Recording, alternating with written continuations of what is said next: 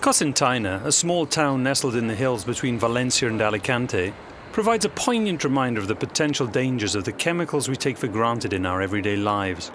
In 1992, a textile company called Ardestil instructed its workers to spray a dye stuff which was designed to be applied by a roller.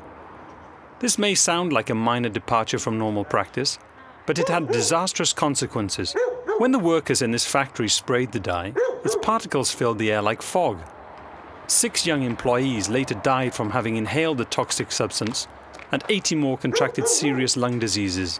One of the innocent victims was the daughter of Amparo Pascual, who now acts as spokeswoman for the survivors of the accident. Estamos viviendo en un mundo realmente tóxico. De momento te levantas, estás en un mundo de veneno. In 2003, a Spanish court ruled that Ardestil had used dangerous chemicals in its factory and had failed to show its workers how to handle them. In addition, it concluded that the serious lung damage suffered by the workers was directly related to the lack of preventative measures and exposure to a cocktail of chemicals. Pascual campaigns with other victims and relatives of victims, such as Chelo Ragues, to prevent a repeat of the Ardestil tragedy. Tenemos que ir hasta el final, para que sepan que con la vida de las niñas no se juega. La vida de las niñas no hay dinero para pagarlas. Las que han muerto y las que viven, que están enfermas. Ragues knows all too well about the effects of exposing youngsters to toxic chemicals. Her 18- and 20-year-old daughters died from inhaling poisonous fumes in the Ardestil company. She now devotes her life to fighting for justice for the victims of the accident and for tighter controls on dangerous chemicals. Se debe investigar y si son malos retirarlos, cueste lo que cueste. This is precisely what a new EU chemicals regulation known as REACH aims to do. If the law had been in place in the early 1990s, data on the dangerous substances contained in the dye would have been available, along with advice on whether it could be sprayed or not. REACH will help prevent similar cases from happening elsewhere in Europe where dangerous chemicals are currently being used in factories and other industries. The Spanish textile industry has come a long way since the Ardestil disaster. At this Madrid fashion show, organised by Greenpeace and a handful of young Spanish designers, none of the clothes was produced using any of 6 highly toxic chemicals otherwise frequently used in textiles. Spanish clothing giant Mango, which has over 900 shops in 83 countries, supports the campaign to replace hazardous chemicals with safer alternatives. Along with other leading companies such as Adidas, Nokia, Dell and IKEA, it has made a pledge to phase out 6 of the most dangerous chemicals used in its products. Yo lo veo perfectamente posible ir sustituyendo los productos químicos tóxicos que puedan existir en este momento en el textil por otras sustancias alternativas. Substituting dangerous chemicals with less hazardous ones is at the heart of the REACH regulation.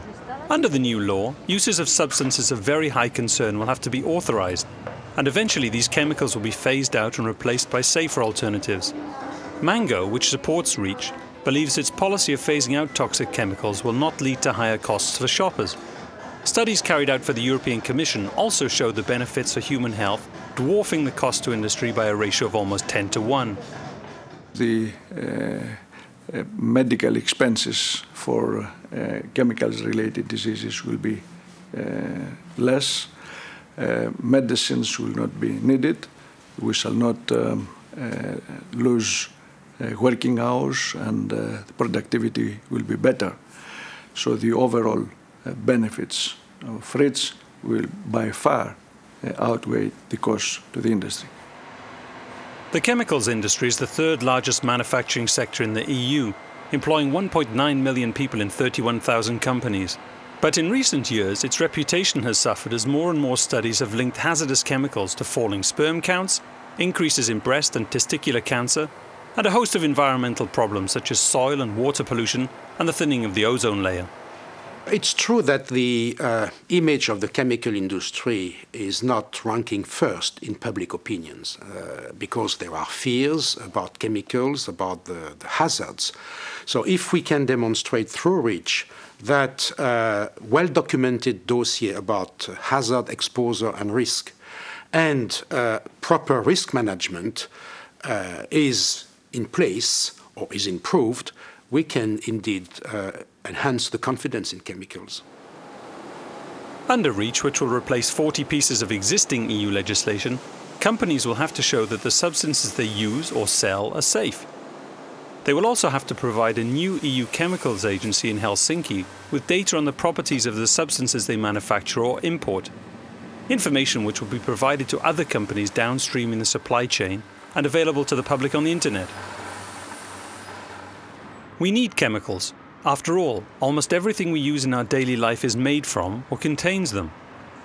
When we think about chemical pollution, we think about big smokestacks, polluted smokestacks and chemical factory exploding. But unfortunately, a lot of the exposure comes also from the consumer products that we bring home. The pajamas, the perfumes that we wear, the laptops that we have to work with. And many of them release hazardous chemicals into the environment. The problem, as this website created by the European consumers organisation BEUC shows, is that we are often unaware of the potentially dangerous chemicals found in the most banal household items. Soaps may contain parabens, which interfere with the hormonal system, and towels might contain formaldehyde, which has been classified as carcinogenic, poisonous and corrosive.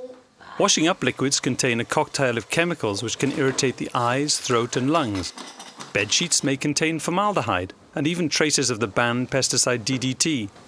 And although a dangerous softening agent that causes development problems has been removed from PVC baby toys, other PVC items may still contain it. Most consumers believe that whatever is on the market must be safe for use, and they expect industry and authorities to ensure that for them. The problem is that 99% of the chemicals used in everyday products have never been tested. With so little information available, no wonder shoppers at this supermarket outside Brussels are anxious about what chemicals are in the products they buy, and the effects of these substances on them and their children. Worries me a little because not knowing what I'm exposing the children to or how it'll affect them later. Yeah. On n'a pas assez d'informations et on hésite pour acheter plein de produits. Vraiment, on hésite, on essaie de chercher des trucs naturels, mais quand même, c'est pas facile. C'est vrai que j'y suis particulièrement sensible et que ça m'inquiète qu'on ne le soit pas plus. REACH won't impose any new labelling requirements on manufacturers, but consumers will, for the first time, be able to shop safe in the knowledge that the chemicals in the products they buy have been tested and labelled accordingly, and that the most dangerous substances have either been banned or will be progressively substituted by safer alternatives. Under the new regulation, better human health, a safer environment, and a more sustainable European chemical industry are all within our reach.